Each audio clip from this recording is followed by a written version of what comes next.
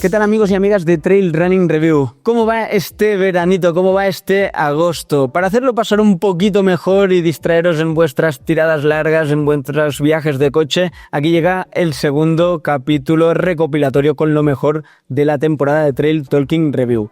Hoy vamos a ver un fragmento de la charla con Jan Margarit, que nos contaba su historia en el trail y la presión a la que ha sido sometido a lo largo de estos años. También hablamos con Greta García, que nos habla del significado de formar parte de un gran equipo como es ASICS y cómo es su relación de amistad y rivalidad con Marta Martínez. Recuperamos la historia de María Petit, una corredora que tuvo un accidente, se quedó ciega, nos cuenta cómo es correr sin este sentido de la vista. Veremos los inicios en el trail running y en el deporte en general de Inés Astrain. Joaquín López nos cuenta su podio en el UTMB, una charla que tuvimos poquitos días después de este fantástico resultado. También hablábamos con Saleta Castro, que nos explicaba el paso de ser triatleta profesional a correr en trail running. Y terminamos con una de las charlas que más ilusión me hizo, la charla con Aitor Biribay, que es el nuevo responsable de rendimiento de Salomon, y él nos cuenta esta fuerte apuesta de la marca francesa por crear una gran estructura a nivel deportivo en el trail running. Te quería preguntar un poco cómo ha ido evolucionando tu visión del deporte, cómo has ido viviendo tú el trail desde que empezaste. Yo he visto pues resultados en carreras importantes ya en 2016, estamos hablando de casi hace 10 años. ¿Ha cambiado mucho cómo lo puedes vivir ahora que cómo lo vivías en 2016? Sí, en 2016 yo acababa de llegar era mi primer año de universidad.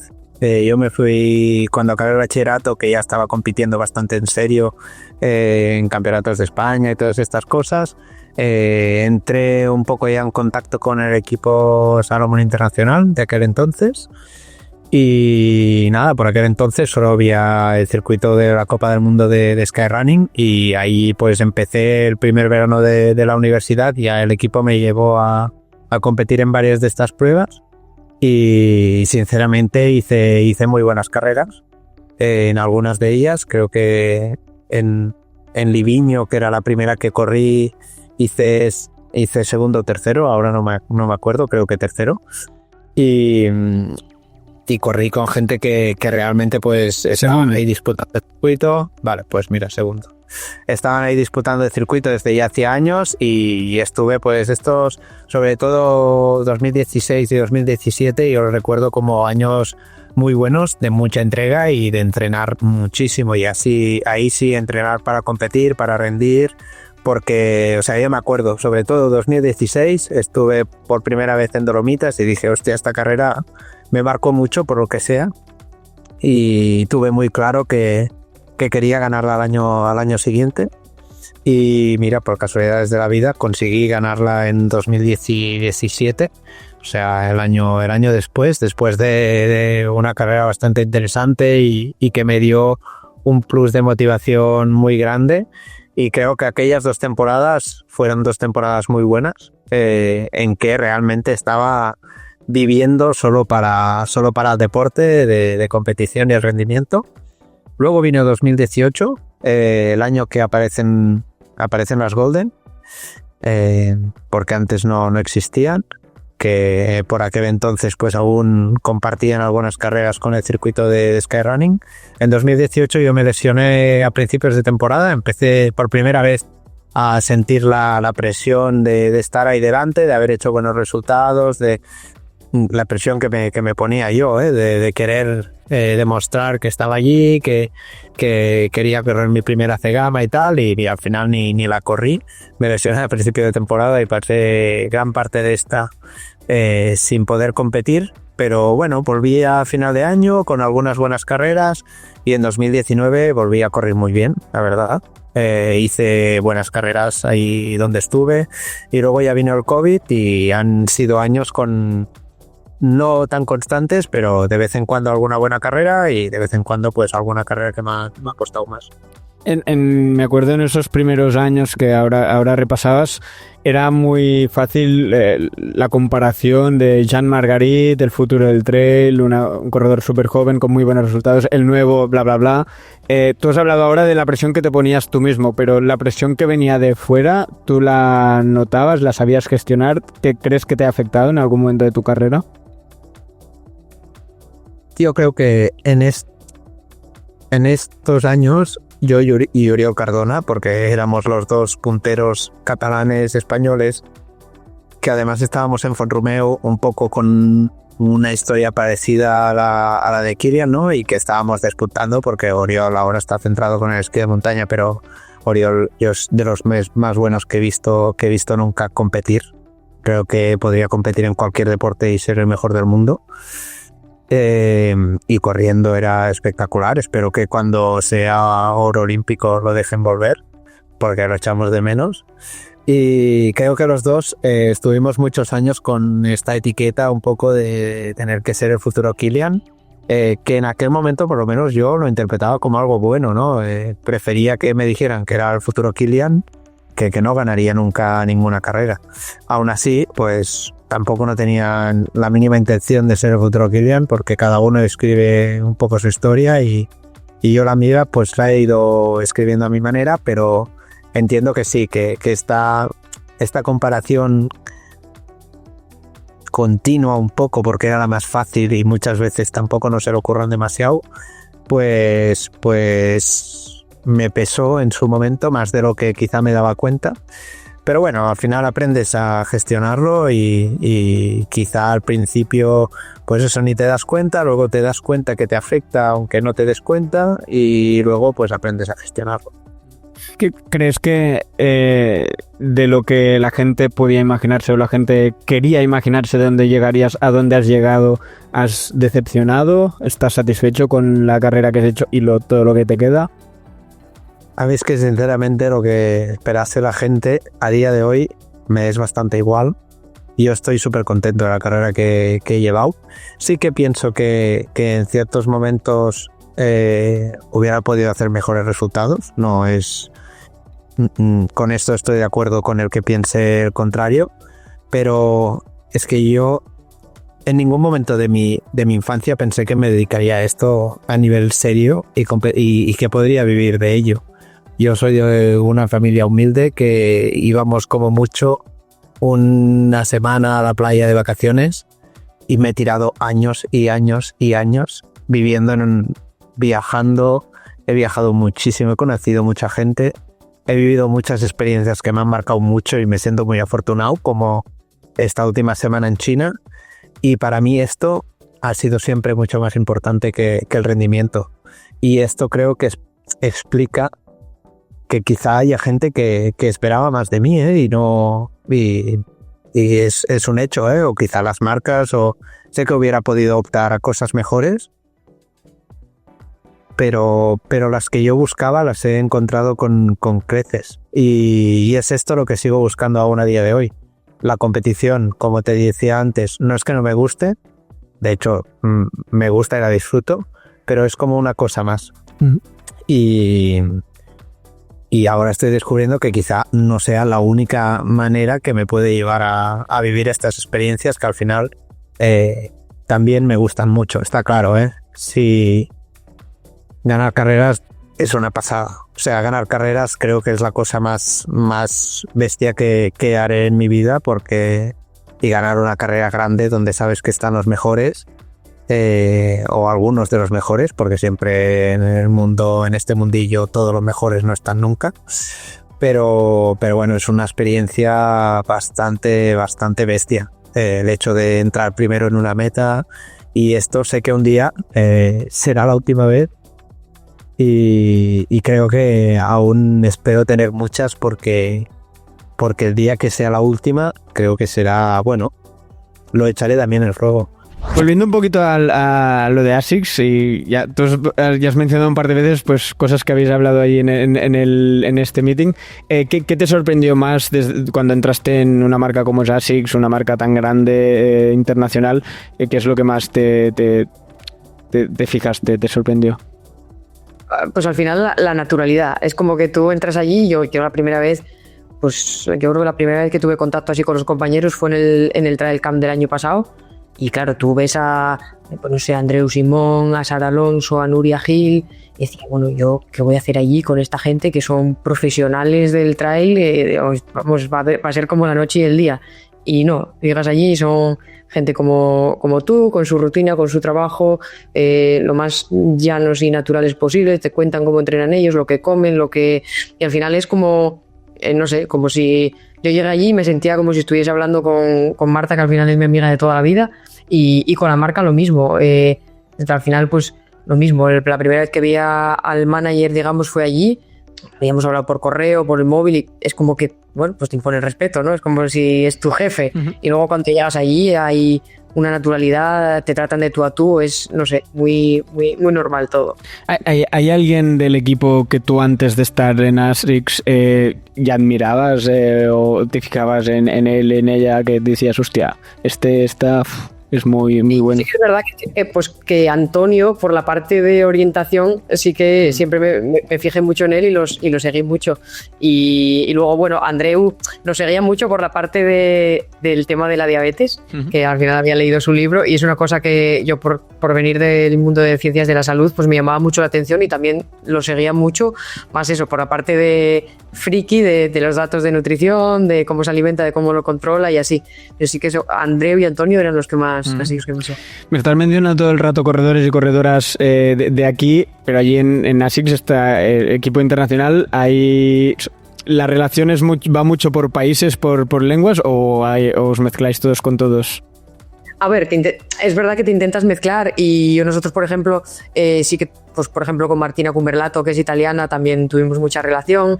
Te intentas juntar un poco con todo el mundo, pero luego al final sí que es verdad que acabamos siempre los españoles con los españoles, los franceses con los franceses, al final, bueno, tienes momentos en los que compartes así opiniones y demás, pero bueno, el grueso del tiempo lo solemos pasar pues cada uno con los de su país. Yo creo que al final un tema de todos hablamos inglés y no sabemos comunicar, pero no sé, porque te sale más fluido hablar español y hablar con los compañeros de aquí de España. Y te he preguntado por algún referente, alguien que te fijaras dentro de ASICS. Fuera de ASICS, ¿tienes otros referentes con quien te fijes? Sí, lo tengo a 20 minutos de aquí de mi casa, siempre digo lo mismo, pero al final para mí mi referente es Marta, más que nada porque pues es una persona como yo, con su trabajo, con su familia. La vez que ahora mismo hablaba con ella, voy a tomar un café y me voy a trabajar, que venía de entrenar, por la tarde tiene que doblar el entrenamiento, tiene una niña de 5 años y luego al final pues va a Acantilados del Norte, te gana la carrera, con un ritmo de vida de una persona normal. Al final para mí es mi referente porque yo no me puedo comparar con, pues no sé, te digo, con Sara Alonso, porque no llevamos el mismo tipo de vida.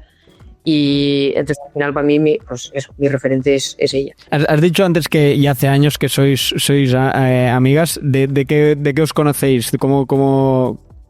Pues fue del mundo del trail, sí. Marta y yo coincidimos por primera vez en una carrera pues te diría que fue en el 20 o en el 21, algo así, una carrera corta que había aquí en Mieres. Coincidimos en la carrera, corrimos, Marta quedó primera, Greta quedó segunda, y entonces yo, que soy muy competitiva y muy picada, pues yo luego le escribí por el Instagram y yo dije, yo a entrenar con la que me ganó, ¿no? A correr más, ¿qué hago? Pues entrenar con la que me gana. Y le escribí un día para salir a entrenar juntas y a partir de ahí pues surgió todo. Y cómo, claro, ahora que ya hay una relación de amistad, ¿cómo es... ¿Cómo se gestiona el día de competición, el día de carrera, cuando coincidís en una misma carrera? Porque al final también pues podéis competir, corréis distancias similares, etcétera. Sí. De hecho, este año en la Transgran Canaria coincidimos, y ahora en la semana que viene, que vamos a Matesins las dos, vamos a coincidir otra vez. Es verdad que al principio yo creo que lo llevo un poco mejor que ella esta parte la lleva un poco peor, pero por ejemplo ahora en la Transgran Canaria, pues no sé, es que al final es una competición, siempre va a ganar una y siempre va a entrar una por delante de la otra. Al final, cuando hay niveles que son muy parejos, pues un día ganará una, otro día ganará otra, depende de la carrera, depende del tipo de terreno. Es una competición y siempre va a entrar una por delante de la otra, y yo creo que es más el bombo que da la gente de alrededor, que a veces pues tienes que leer cosas por redes sociales, por Instagram, escuchar cosas en la clínica que que son feas, porque al final la gente no mide y compara pero faltando al respeto a una, luego a otra, y yo creo que al final, mientras nosotros tengamos claro que es una competición y que una va a entrar por delante de la otra y que luego fuera de ahí seguimos siendo amiguísimas, pues ya está, lo que diga la gente, pues bueno. Que tú quizá lo llevas un poquito mejor que ella. Os han llegado muchas críticas, muchos comentarios en este sentido. Sí, y son cosas que nos gusta. A veces, pues a lo mejor la gente tampoco lo hace con ánimo de ofender, pero a veces te llegan mensajes por el Instagram, yo qué sé, tipo, pues que si un día gana una es que la otra está acabada, un día gano yo y entonces eso, Marta pues ya está en declive y no anda nada, de repente me gana Marta y es que Greta ganó el campeonato de España pero ahora ya desapareció otra vez, y luego muchas veces te pregunto, ¿y cuándo vas a correr una contra la otra? ¿Cuándo va a haber pique Marta contra Greta? ¿Cuándo? Son mensajes que no nos aportan nada realmente y pues pueden hacer daño a gente. Yo es verdad que lo llevo mejor, hay mensajes que igualmente me hacen daño o me afectan, pero por ejemplo eso, cuando los haces hacia una persona que no sabes cómo se lo va a tomar, pues a lo mejor a eso Marta no lo lleva tan bien y entonces es que no estás aportando nada y puedes hacer daño a una persona que al final, pues sí, opinar es libre, pero bueno, yo creo que también todo se puede hacer desde el respeto, y esto al final es una cosa que hablaba con ella en diciembre. Volvimos a competir en la misma carrera en la que habíamos competido por primera vez. Yo salía de la lesión y entonces era lo típico de ¿qué? ¿Vais a entrar juntas en meta? No, vais a sprintar, y digo, mira Marta, hagamos lo que hagamos, va a dar de qué hablar. O sea, y nunca yo a gusto de todos. Si entramos juntas va a estar mal, si yo te sprinto a ti va a estar mal, si tú me sprintas a mí va a estar mal. Entonces que al final vamos a hacer lo que nos apetezca en ese momento, te va a tocar leer mensajes, y nos tocó leer mensajes criticándonos por lo que hicimos en ese momento, pero es que da igual, si hubiésemos hecho lo contrario, alguien hubiese opinado igual. Entonces, bueno, no sé, yo creo que ahora ella lo está llevando un poquitín mejor. Hay que tener en cuenta que cuando expones tu vida en redes sociales, pues la gente opina y es totalmente respetable. Entonces, bueno, yo creo que es más un poco el trabajo que tengamos que hacer nosotras mentalmente de evadirnos un poco de esos comentarios y tener claro que nosotros somos amigas, que dentro de la amistad hay una competición, evidentemente, pero que la competición se termina cuando se cruza la línea de meta y ya está. Bueno, el hecho de quedarme ciega fue en un accidente de tráfico. Yo era una chica muy fiestera. El hecho de verme como una persona diferente, en este caso ahora siendo ciega, no me resulta raro porque siempre, la verdad que de mi grupo de amigas siempre había sido la diferente, la rebelde, la punky, etcétera. Entonces, bueno, pues ¿qué tenía que hacer yo un lunes de verano? Salir de fiesta, por supuesto, así que lié a mis amigas para salir. Y nada, cuando ya era martes 13, cuando volvimos a casa, sufrí un accidente de moto, choqué contra un camión que estaba mal aparcado y pues por mala suerte el golpe me dio en esta parte de la cara, me tuvieron que reconstruir media cara, básicamente. En la Vallhebron, en Barcelona, perdí los 2 ojos, perdí la nariz, juntamente con el sentido del olfato y bueno, pues eso, básicamente me pasó eso. Lo he dicho tantas veces que supongo que lo digo de una manera muy corriente y muy natural, al final forma parte de mi vida. Incluso cada vez que lo digo, la sensación que lo digo en tercera persona, ¿no? Que esto no va conmigo, pero claro, estoy bastante acostumbrada a decirlo, aunque, claro, el tema tiene bastante magnitud. Claro, ahora han pasado 15 años, al principio te costaba, bueno, al principio, o los primeros años, lo explicabas de manera distinta, era algo que te costaba si te lo preguntaban, o siempre pues ya lo asumiste y es algo natural y forma parte de tu día a día. Los primeros años fueron un poco como estar en una nube. Los primeros años fueron un no parar de hacer cosas. Me empecé a estudiar, a trabajar, empecé a correr, empecé a ver como muchas cosas, pero a la vez, paralelamente, me hacía bastante gracia porque en ningún momento yo decía que era una persona ciega. Es decir, la palabra ciega era un tabú tanto para mí como para mis amigas, como para mi familia. Era en plan, no, María no ve, María no puede ver, pero no utilizaba la palabra ciega, es decir, que me costó. Me costó bastante el hecho de parar después de muchos años después del accidente, de querer ser la más fuerte, de ser el ejemplo de superación que todo el mundo esperaba, para decir, hey, no, me paro, asumo lo que implica ser una persona ciega con todos los contras que supone, que son muchos. Ser ciega, como bien sabes y sabéis, es una putada absoluta. Entonces, bueno, fue un proceso largo, costoso, y sí, muy difícil. Has mencionado, claro, esto te pasó en 17 años con una edad que pues, todavía no estabas en un trabajo, no sé si estabas estudiando, has dicho que empezaste a correr luego. Quiero saber un poco también si crees que cosas que has hecho y que estás haciendo las habrías hecho igualmente, o este accidente y cómo te cambió pues también ha marcado mucho tus próximos, estos años. 100% creo que mi vida me hubiese ido bastante diferente. Para que te hagas una idea, mi primera frase cuando me levanté del hospital, o mi segunda fue: bueno, mamá, la semana que viene puedo ir a Monegros, ¿no? Es decir, mis prioridades, mis preocupaciones estaban puestas en otro lado. Normal, tenía 17 años, había crecido muy rápido. Yo con 12 años ya era una total adolescente, es decir, la adolescencia me vino muy, muy, muy rápido, y justo había terminado segundo de bachillerato. Es decir, era el verano donde había terminado segundo de bachillerato y tenía la selectividad en septiembre. Es decir, no tenía ni idea de lo que iba a hacer. Sí que es cierto que siempre me había caracterizado esto, mucha energía, difícil de canalizar muchas veces, y ser muy rebelde y muy fiestera en esos momentos. Entonces, a nivel deportivo, sí que había estado de pequeña en gimnasia artística. Toda mi familia viene del mundo del baloncesto y había estado en el baloncesto. Me echaron de baloncesto en mi adolescencia, sí, no pasa nada. Forma parte de mi adolescencia también. ¿Por qué? ¿Por qué te echaron? Bueno, llegaba tarde, pues eso, de pequeña me habían diagnosticado con TDAH y era un poco desastre. Siempre llegaba tarde, no me decía mucho, pues bueno, no era...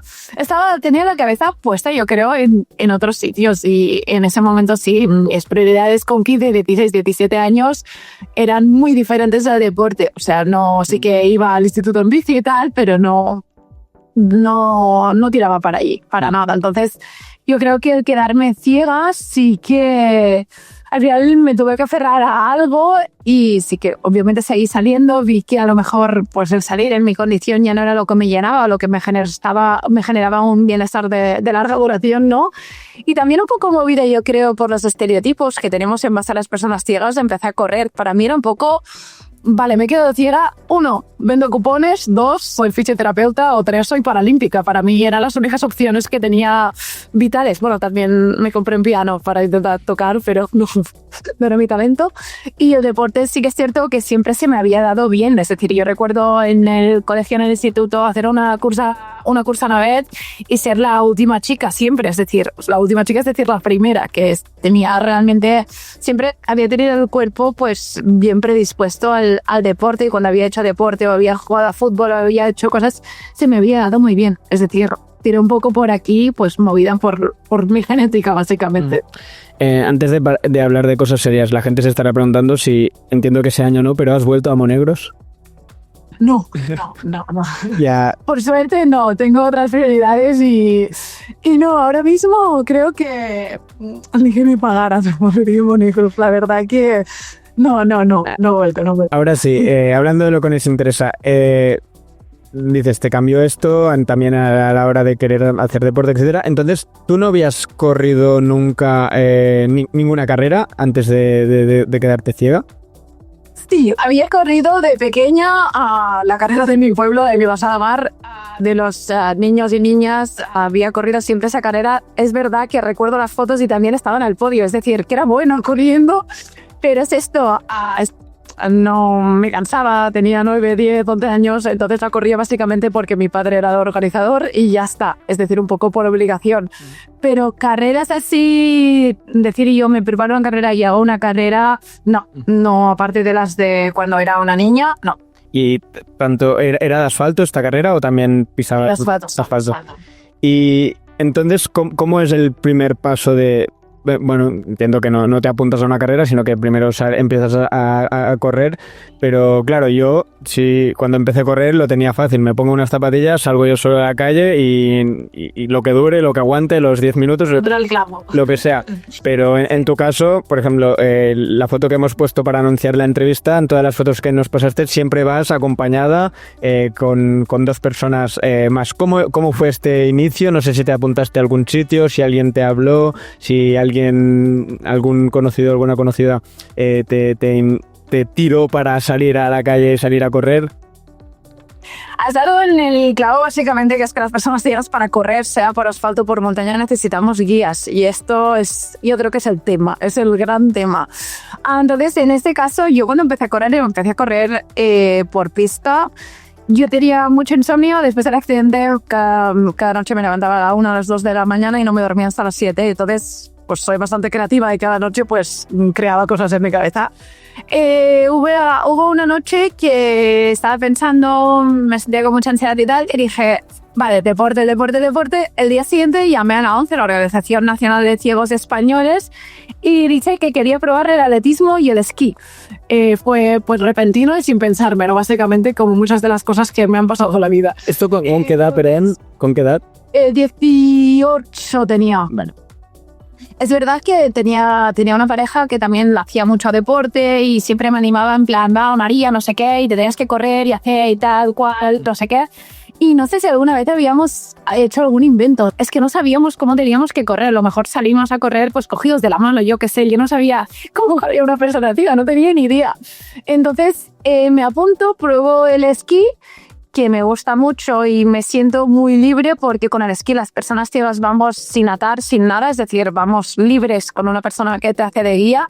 Sí que es cierto que era el todo el ir a la nieve, tal, esquís por aquí, por ahí, confiar mucho en la persona guía y pruebo el atletismo. Entonces pruebo el atletismo, llego a las pistas de Hospitalet Nord, doy 4 vueltas en la pista y me siento muy bien y digo, wow, qué guay.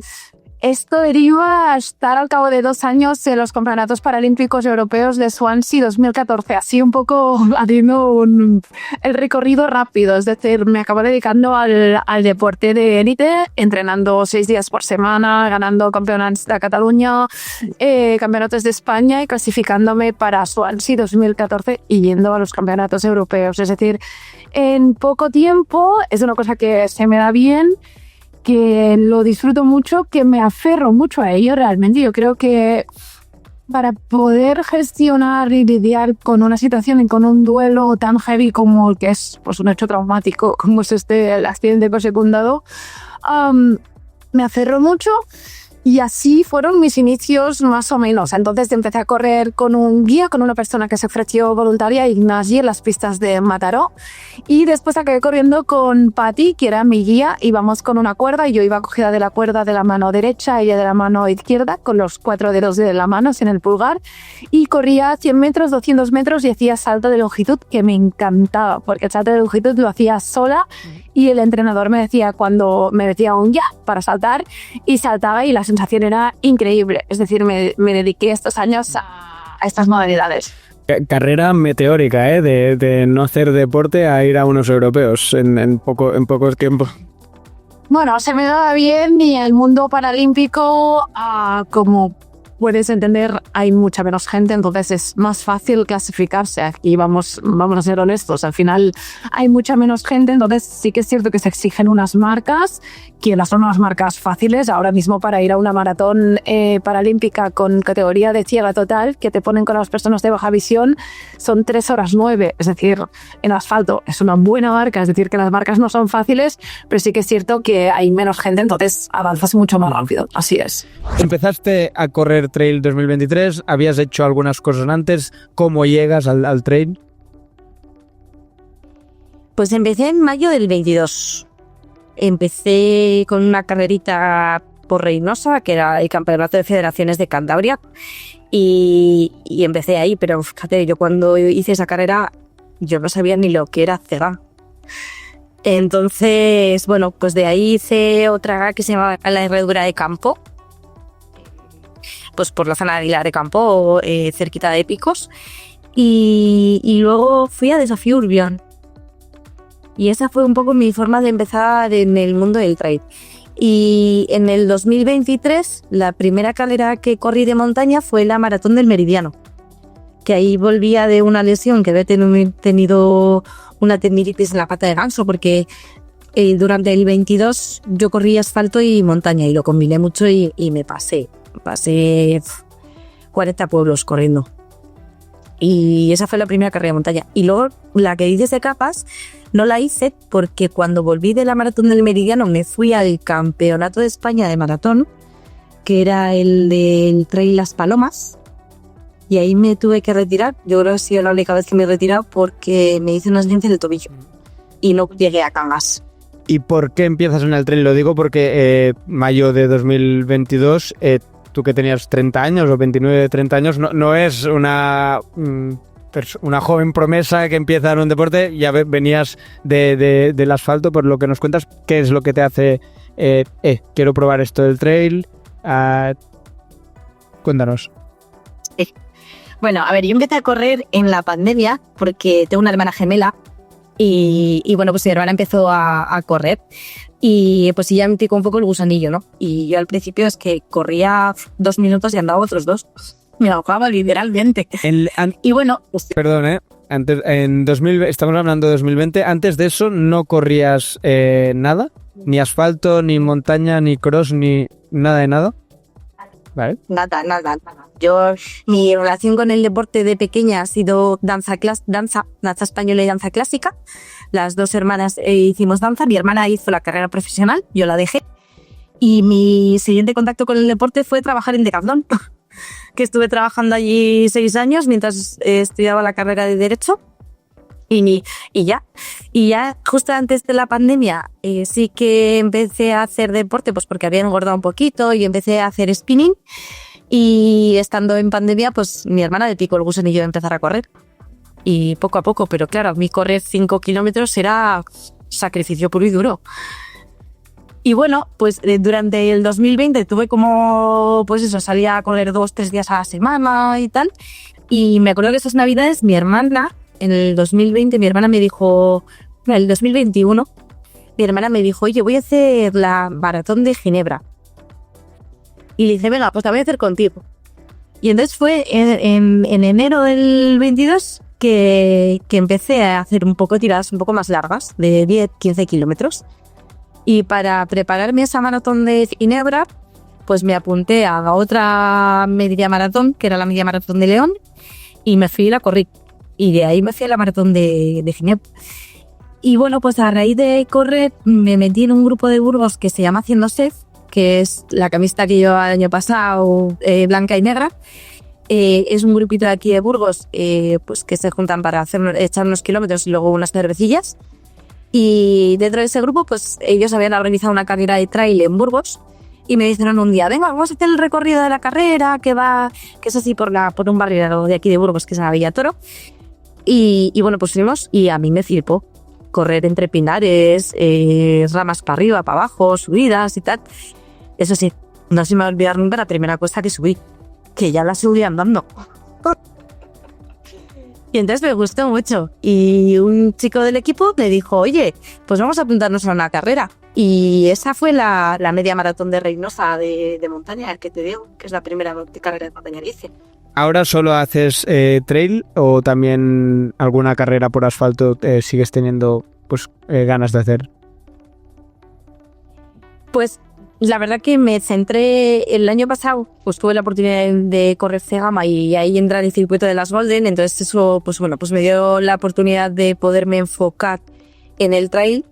A raíz también de tener un entrenador y correr por la montaña, pues ya he puesto el foco en ello, pero me encanta el asfalto y sí que tengo la espina de decir, me gustaría preparar en algún momento pues media maratón, una maratón de asfalto en condiciones, porque las dos que yo he hecho 2 maratones de asfalto, la de Ginebra y luego la de Bilbao,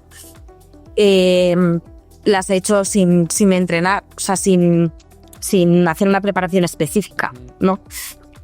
A mí yo reconozco que el asfalto me gusta mucho. Hacer series ahora, pues bueno, empecé a trabajar con Fran Anguita como entrenador en junio y bueno, pues ahora tengo una preparación muy específica y hago series y me gusta mucho. Claro, cuentas, empecé con la pandemia. Una cosa, pues sí, que mucha gente empezó a correr con la pandemia. La pequeña diferencia es que tú en 3-4 años has pasado de no poder correr 5 kilómetros o ahogarte a los 2 minutos a ganar carreras y hacer top 5, top 10 de las carreras más importantes del mundo. ¿Cómo puede ser esto? No sé si, pues eso, con tu entrenador, con gente de tu alrededor te han dicho, ostras, ¿qué hubiera pasado si hubieras empezado antes? Porque empezaste en 2020 pues con 20 largos años, ¿no? Empezaste a correr. Es algo muy sorprendente. Pues sí. Y sí, la gente sí que te dice, jo, si hubieras hecho de pequeña, ¿no? Me acuerdo de un fisio, Rodri, que me decía, tú hubieras sido una velocista, porque tengo mucha musculatura, tengo mucho cuádriceps y tengo mucha potencia, ¿no? Pero bueno, pues al final todo pasa por algo y quizá el haberlo cogido con 30 años pues te permite igual no quemarte tan pronto, ¿no? Yo creo que al final hay un nivel de exigencia mental muy elevado, entonces, bueno, pues he tenido también la oportunidad de hacer otras cosas en mi vida, ¿no? Pues dedicarme a la abogacía, formarme, he hecho otros deportes, esquiaba antes, entonces, bueno, pues, y luego una cosa que pienso es que de pequeña no hice atletismo, pero hice danza y por eso tengo muy buena musculatura, tanto yo como mi hermana. Mi hermana tiene unos gemelos que son alucinantes, ¿no? Entonces pienso que lo bueno de haber empezado tarde es que no hemos tenido ninguna lesión ósea, porque pues bueno, en el mundo del atletismo hay quizá una probabilidad alta de haberlo sufrido, no hemos tenido lesiones gordas, con lo cual ahora pues igual estamos en una edad en la que la resistencia es muy buena y que luego pues bueno, yo creo que hay una parte de actitud como persona que a mí yo creo que me he definido siempre la constancia a la hora de hacer las cosas. Entonces, pues al principio sí que sufría corriendo y esto lo cuento mucho, es que de verdad yo me tenía que empezar a andar, me ahogaba, pero pues, en algún momento pasé de no sufrir a disfrutar y ya de disfrutar a necesitar correr al día porque era como mi momento, mi espacio. Y al final esa constancia pues me ha permitido disfrutar mucho y necesitarlo. Y fíjate, poderte dedicar a ello. ¿Cuál es tu valoración? ¿Cómo valoras este tercer puesto en la ultra más deseada del mundo? Es un sueño. Realmente para mí, yo sí tengo que decir que estaba preparado para hacer una mejor carrera que en el 2023. Estaba convencido que lo iba a poder hacer en tema de tiempo. Pero nunca pensé en tema de posición. Para mí era mucho un tema de, bueno, yo sé que puedo hacer 21 horas y estaba como concentrado en eso, ¿no? Y bueno, decía, bueno, 21 horas seguramente, viendo el historial de todos los años, deberías ponerme dentro de los mejores, ¿no? Dentro del top 5, top 10, seguro. Pero esa era como mi meta. Pero ya cuando estás en carrera y estás peleando ahí los puestos adelante, es como... O sea, se tiene que sufrir mucho, pero también es como que se activa un chip adicional, que es como no te permite soltar, ¿no?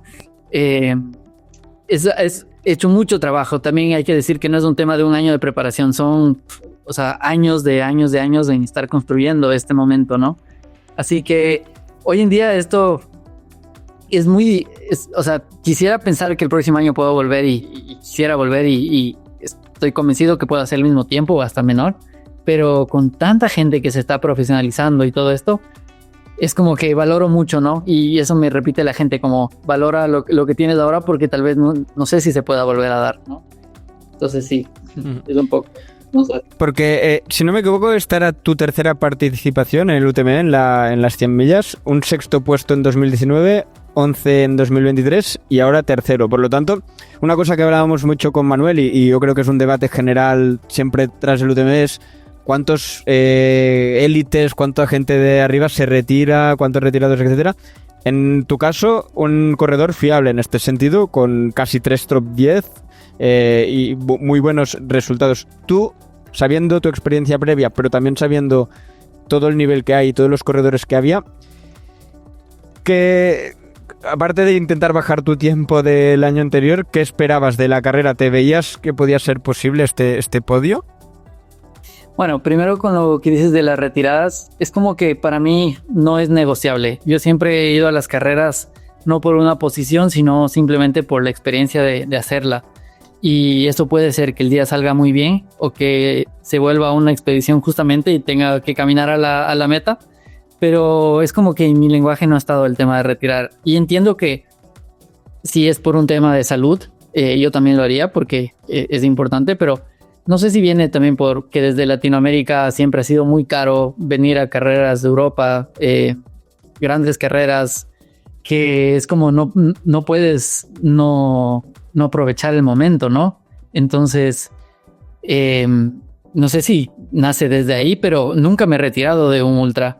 Nunca, ningún ultra que he hecho en mi vida. Mira, lo estaba repasando ahora mismo y en todas las carreras que tienes en el de UTMB Index solo veo 2 retiradas, una carrera de 20 kilómetros y una Cegama Izcorri. La de 20 kilómetros no participé, Vale. no y la Cegama me rompí el ligamento porque me esguincé. Entonces, O sea, así todo quería seguir, ¿ah? Por suerte hay gente que a veces aprecia más la salud que no, porque en esa situación, claro, mi primer Cegama en este temporal que cayó terrible, yo no estaba acostumbrado a esos ritmos ni a ese terreno y me hice polvo el tobillo y dije, bueno, me vendo aquí como sea, pero estoy en Cegama, no puedo no terminar Cegama. Y bueno, por suerte hay gente que aprecia un poco más, creo que mi salud, que yo mismo, que me dijo, no puedes seguir. Y fue la mejor decisión, pero sí, no sé, como que para mí, y yo creo que al final sí tengo momentos bajos, ¿ah? En carreras no es como que todo sale bien, siempre hay complicaciones, pero yo creo que el quitarse esa presión de que tengo que ir a rendir por una posición o por un tiempo, sino simplemente estoy ahí y estoy dando lo mejor, te hace salir de esos huecos, porque hay momentos bajos que uno puede decir, bueno, ya la carrera no me está saliendo como quiero y chao, me voy a la siguiente. Pero uno no se da cuenta que todos estamos así. O sea, si yo estoy mal, seguramente los que están alrededor mío van a tener un momento bajo en algún punto de la carrera. Entonces, yo sé que me voy a recuperar en algún punto y tal vez ellos estarán, digamos, peor que yo. Entonces, y eso ha pasado, como todas las carreras que he hecho, he sido muy constante siempre como en posiciones del 10 o cercano a eso, porque a la final simplemente es constancia, solo es seguir, dar un paso al frente del otro y todo sale bien. Porque viendo tu carrera allí in situ y luego repasando un poco los tiempos en cada avituallamiento, etcétera, creo que es el ejemplo de hizo su carrera, ¿no? El primer punto de control, posición 34, luego 30, 29, 23, 19, 17, vas escalando hasta que en Champex Lag te pones ya tercero y ya no... Hay un momento que cambias y ya no lo sueltas. ¿Tú ibas con unas referencias claras de tiempo y lo cumpliste en todo momento? ¿Era una cuestión de sensaciones de, vale, sé que no puedo ir más rápido, pero tampoco hace falta ir más lento?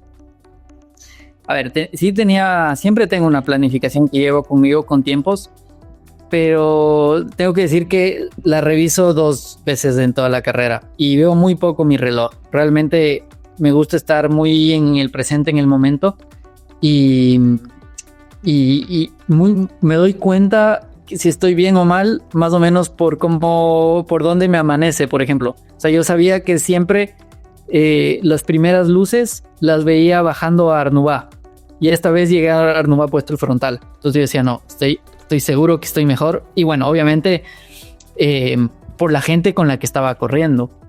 O sea, estoy hablando que en otros años sí, corro con gente que es muy fuerte, pero este año le pasé me acuerdo que justo llegando a Arnubá le pasé a Hannes y a Tom Evans y dije, bueno, o sea, esto no lo había vivido antes, ¿no? Y antes le había pasado a Ben Diman y a Miguel Arsenio. Entonces, como que simplemente por la gente con la que estaba corriendo me daba cuenta que estaba mejor que otros años, pero no estaba viendo mi reloj, no estaba viendo tiempos, estaba realmente muy concentrado con el comer, con el simplemente concentrarme en no caerme, como las cosas que tengo que hacer en ese momento para que mi energía siga así de estable.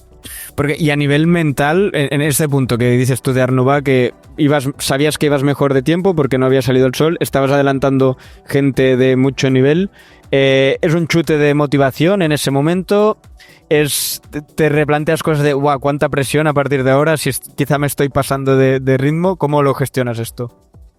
No, sin duda es muy motivante y yo siempre he corrido así. Yo siempre he sido un corredor que me gusta de cierta forma empezar controlado, no como salir un poco de lo que sé que soy capaz, y ir pasando gente. Siento que a mí me sirve mucho, me va motivando y me va dando esta energía, esos chutes que tú dices como de adrenalina, de emoción, de ver a alguien que así, ¿no? Que dices, qué bien, y yo estoy súper bien.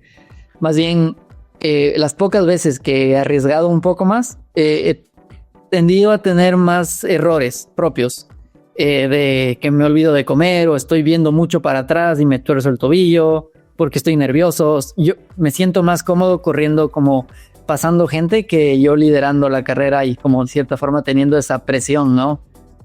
No sé, como yo creo que es muy personal, porque hay gente que, no sé, los norteamericanos como Zach Miller o otros que les encanta ir a tope y más bien ellos alimentan mucho de saber que están controlando la carrera a su forma. Este es muy personal. ¿Y en qué momento de carrera tuviste que el podio era posible? ¿Y en qué otro momento de carrera viste que te quedabas en la tercera posición? Que no era ni posible llegar al segundo, pero que tampoco te iban a coger por detrás. Lo digo porque los tiempos finales fueron muy justitos. Entre tú y Baptiste, de menos de 3 minutos, creo. Por detrás 6 minutos. O sea, todo muy, muy juntito aquí. Bueno, honestamente yo quería cuidar el top 5. Yo venía muy concentrado en eso porque la gente que tenía cerca, yo decía, es cuestión de tiempo que ya solo vengan como tractores, ¿no? O sea, estamos hablando justo de Hannes, de Ludovic, venía Manuel también, ¿quién más? Bueno, Cristian, entonces yo decía, no sé si voy a lograr aguantar, pero me voy a focalizar en tratar de conservar el quinto puesto, ¿no? Y por adelante pensar en gente como Germán Garinger, decía, no, yo no le voy a ver, como no creo que le logremos alcanzar. Cuando pasamos la Git, que es un refugio antes de bajar hacia Trient, justo con Baptiste, que él me dio un buen chute de energía porque me pasó y como que nos motivamos juntos, le vimos a Germán como un poco, le vimos a lo lejos caminando una parte que es horrible y eso nos dio mucha energía a los dos y como que nos crecimos juntos y logramos pasarle a él antes de llegar a Trient. En ese momento ya me puse tercero, estaba segundo Baptiste y yo tercero. Y ese fue el primer momento que dije, bueno, ya estoy tercero y de aquí me toca sufrir, pero lo que toque, pero tengo que aguantar esto como sea. Me comencé a llevar más geles de lo que tenía planificado. O sea, realmente como que hice todo porque dije, no, esto no puedo dejar que se me pase. En ese momento de Trient, digamos que realmente me la creí que podía ser tercero. Pero te digo con honestidad, hasta el último kilómetro tuve mucha angustia porque Hannes, solo la gente me seguía diciendo, Hannes viene atrás bajando muy fuerte. Y yo no es que estaba muy mal, pero tampoco no es mi fuerte bajar. Yo siempre digo que si el UTMB terminara en una subida, para mí sería el éxito. Pero esta última bajada, siendo no mi fuerte, me ponen siempre muy nervioso. Y hasta el último kilómetro no estaba seguro si es que sí me iba a pasar Hannes o no. Pero bueno, ya el rato que estaba ahí cerca de la meta, creo que fue la primera vez que ya fue como ya, esto no se me va a escapar de las manos. Te iba a preguntar por eso, por el público. Entiendo que con tantas horas y en una carrera como el UTMB, que hay bastante gente en distintas zonas, la gente te va dando referencias. Y ¿tú hasta qué punto te lo crees, te lo dejas de creer, te influye, no te influye? Porque quizá la gente lo hace con buena intención, pero son cosas que no tienen ningún sentido. Quizás son referencias pero de hace una hora porque es el último punto de control que había en el Light Trail. Te diría que este es el primer año que me pasa porque estoy peleando puestos más importantes, pero la gente te dice lo que quiere decir. Es muy chistoso porque, o sea, hay dos personas al lado y el uno dice está 2 minutos y el otro dice hace 5 minutos. Entonces, pero están al lado, ¿no? Y así se repite toda la carrera. O sea, ahí te dan información diferente todo el tiempo. Entonces, yo creo que al comienzo comenzó a jugar un poco con mi cabeza, porque era como me emocionaba y enseguida me desmotivaba y como que dije no. Y comencé a no escuchar, ni preguntar ni escuchar mucho. Y al final, ¿no? Al comienzo sí venía preguntando porque, claro, venía como primera vez que me sentía en esto y como necesitaba como tener un poquito más de referencias. Pero luego dije, mejor no quiero saber, yo solo me concentro en lo mío porque si comienzo a nutrirme de toda esta información me voy a volver loco. Y Y sí, me gritaban tiempos que eso, uno decía 2 minutos, del otro 5. Las referencias claras que tenía, que es divertido, pero funciona, es las campanitas, porque se escucha y es muy claro. ¿Qué quieres decir las campanitas? Hay gente que está con las campanas así. O sea, el ruido de la animación. Sí. Vale. Y yo escuchaba a Baptiste por eso. Entonces yo tenía controlado más o menos, sonaban las campanitas y cuánto yo llegaba a las campanitas, entonces ya, sí, son 2 minutos. Esa es la mejor, o sea, es como la herramienta que más me funcionó. Y lo mismo hacia Hannes. Yo oía las campanitas de atrás y decía, bueno, ya sé que está a 4 minutos. O si no escuchaba, decía, bueno, ya sé que por lo menos tengo todo este trayecto que vengo, que no me... Interesante. Y en los puntos que tenías asistencia propia, allí sí que es un punto que te gusta preguntar para conocer un poquito la situación, cómo está por delante, cómo están por detrás. Sí, trato de que me den un poquito de tiempo sin decirme mucho más. Me he dado cuenta que, y este año realmente de las cosas que más trabajamos, porque el anterior perdí mucho tiempo en los puntos de asistencia. Este año realmente nos enfocamos, practicamos, ¿ah? O sea, realmente como si fuera practicar, no sé, salir a entrenar, nos pusimos a practicar algunas veces para que todos los puntos sean muy eficientes.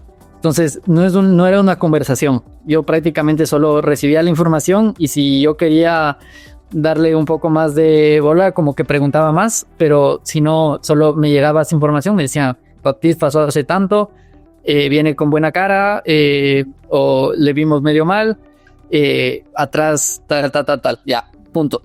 Sí que carreras pequeñas en casa sí que había hecho de trail, en Lanzarote también hice la Ría Total, pero bueno, no a este nivel ni compitiendo en un equipo, sino por mi cuenta, en pretemporada pues hacía algún trail, pero siempre buscábamos que fuese asequible, que fuese algo fácil, porque a nivel técnico pues tengo muchas lagunas y tampoco vivía en un sitio donde podía entrenar mucho el desnivel ni dedicarme 100% al trail, porque siempre estaba pensando que me podía lesionar o me podía hacer daño para luego el triatlón y demás. Pero claro, realmente no debuté hace 2 años o hace 3 en trail, sino que ya había hecho algo de montaña. Por eso quise ahora dar el pasito de hacer algo más, porque siempre me ha gustado. Y como era triatleta, pues no tenía la oportunidad de hacer tantas pruebas como ahora. Porque para cuando competías en triatlón, correr por montaña era algo que no entraba en tus planes, por eso, por el nivel técnico, evitar lesiones, etcétera. Nosotros en triatlón lo bueno que tenemos es que tenemos muchas modalidades. Entonces tenemos triatlón cross, tenemos dualón cross, que son pruebas que la carrera a pie se hace por monte. No, el nivel técnico es bajo, corres por pista o por algún senderito, pero bueno, es algo que siempre hemos hecho ya desde juveniles o cadetes, hemos practicado pues dualón y triatlón cross, entonces eso implica que de vez en cuando pues corríamos por la montaña, pero teniendo siempre cuidado de no meter mucho desnivel, porque luego pues si no estás físicamente preparado, pues tienes muchas agujetas en los cuádriceps o te puedes hacer daño en las rodillas o te haces esguinces, que por ejemplo yo al venir de la natación tengo los tobillos hiperlasos, entonces a nada que me meto un poco en el monte me los puedo torcer con mucha facilidad y eso claro, eso implicaba que luego para triatlón no estuviese al 100%. Entonces hacíamos poco, no como ahora que le puedo dedicar más tiempo y si no voy a nadar o si no salgo en bici no pasa nada porque estoy preparando un objetivo que es de trail.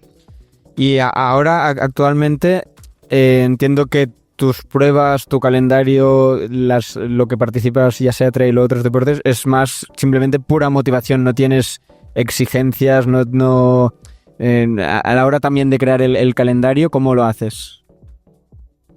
Pues a la hora de crear el calendario le doy prioridad primero al equipo, al Will Trail Project, para estar con ellos en las carreras que tenemos anualmente, que vamos como equipo. Y después, en función de eso, veo que me gusta hacer entre 2 y 3 triatlones por mantenerme un poco en mi mundo, al final en mi zona de confort.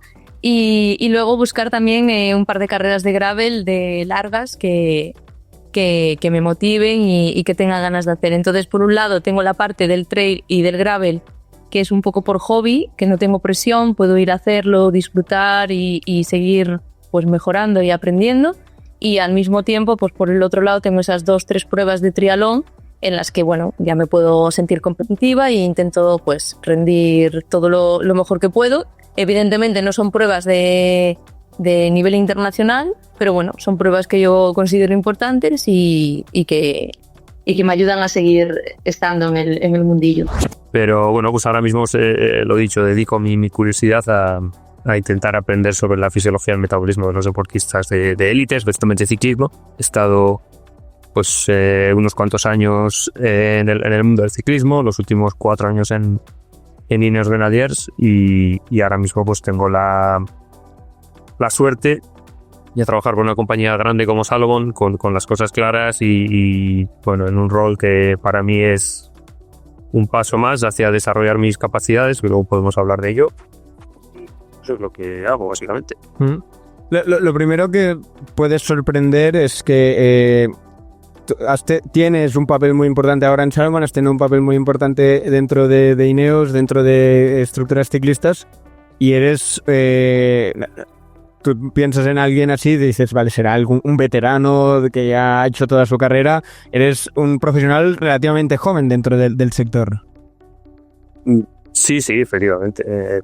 Bueno, tengo 31 años ahora mismo y leí una entrevista el otro día de un señor de 70 años que decía: yo soy una persona muy normal que ha hecho muchas cosas. Y la verdad es que yo lo aplico a mí, digo, he tenido mucha suerte de poder hacer muchas cosas muy joven, lo cual no siempre es garantía de éxito, ¿no? Ni mucho menos. Pero, a veces me va como me va por eso, pero sí que es verdad que en estos pues 9 años, 10 años, que igual puedes estar ya una vez terminados los estudios, he podido hacer muchas cosas y estoy muy agradecido de haber podido hacer esas cosas, la verdad. Que hayas podido hacer todo esto y con estas responsabilidades, estos papeles importantes, ¿es una cuestión de que la nutrición deportiva está evolucionando y ha evolucionado muchísimo en estos últimos años, justamente, y entonces el conocimiento que puedes tener tú es igual o incluso superior a gente que estudió hace 15, 20 años? Bueno, más que compararle la capacidad de conocimiento, yo creo que he tenido mucha suerte en la época en la que he llegado al campo de la nutrición.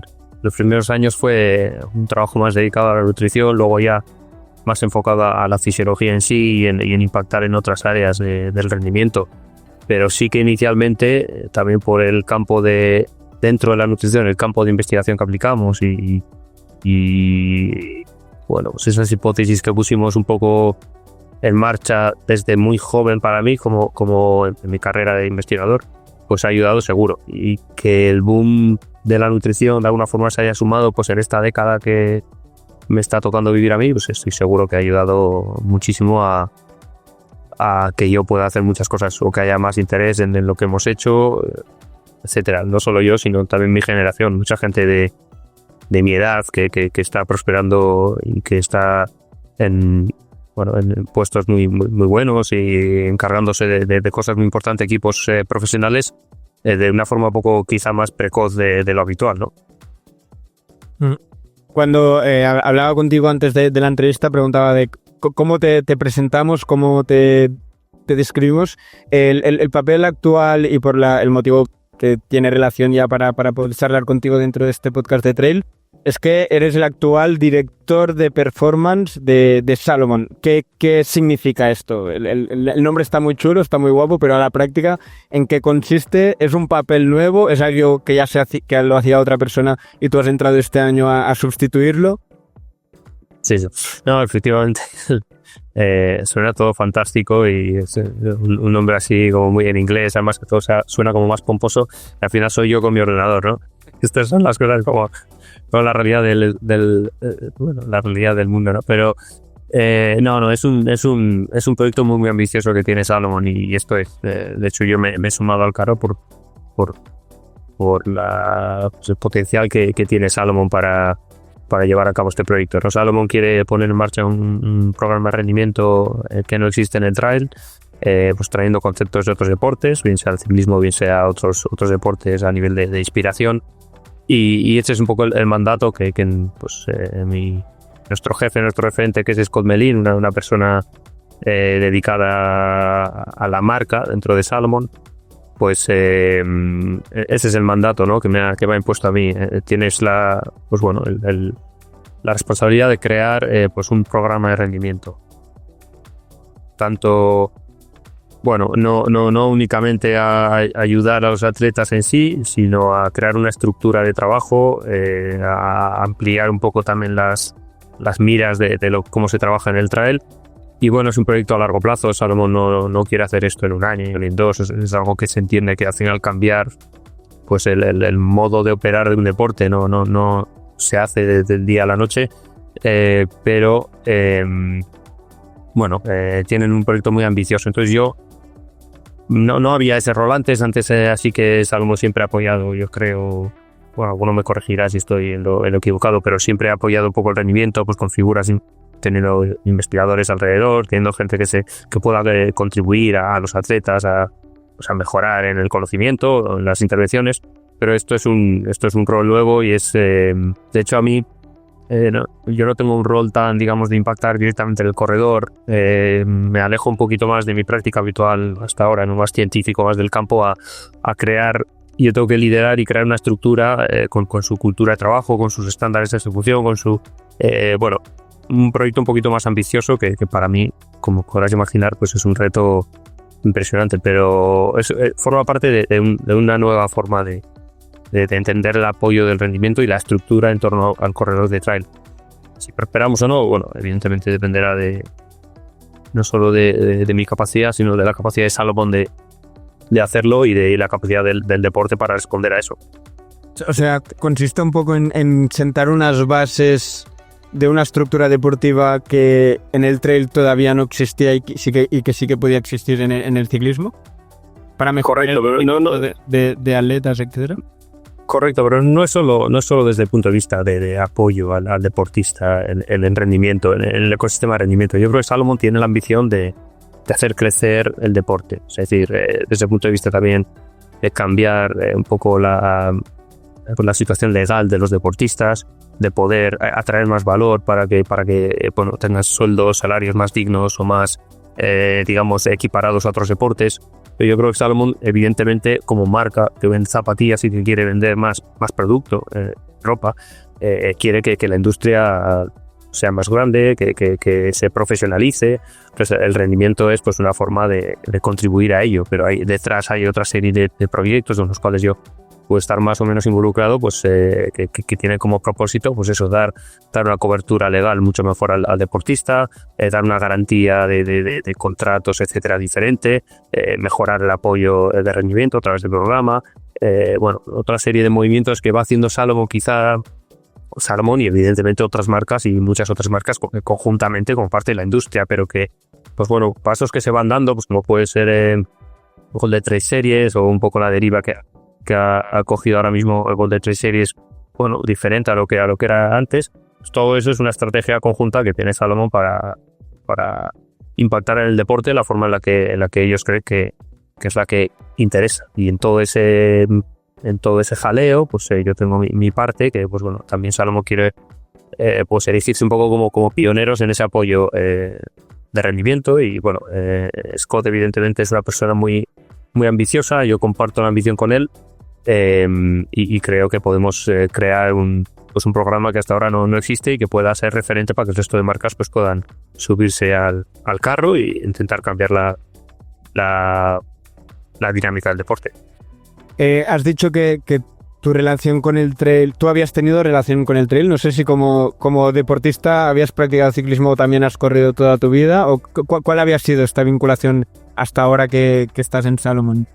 Sí, yo soy de Euskadi y en Euskadi el monte es conversación habitual, o sea, en otros, no sé cómo será en otras comunidades, en otros países, pero aquí se va mucho al monte, se disfruta mucho el monte y los inicios del trail, pues a todos los de mi generación nos ha impactado. Entonces hemos corrido en el monte, hemos mamado, todos hemos crecido con Cegama, todos hemos crecido con Kilia. Entonces yo he practicado deporte, he practicado trail, lo sigo practicando y desde siempre. Y luego pues sí que es verdad que mis inicios de investigación pues fueron en el trail running, ¿no?